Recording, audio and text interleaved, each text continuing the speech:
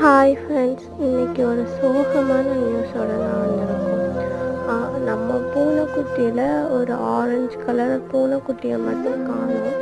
3 டேஸாக காணோம். நாங்களும் தேடாத இடமும் இல்லை. அந்த பூனைக்குட்டி தான் நான் ஃபஸ்ட்டு ரொம்ப ஆசைப்பட்டு வாங்கினேன்.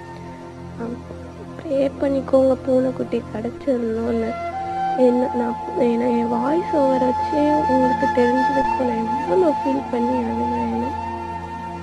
கிடச்சிடணும்னு எல்லோரும் ப்ரே பண்ணிக்கோங்க. இந்த பூனை போட்ட குட்டி தான் அது.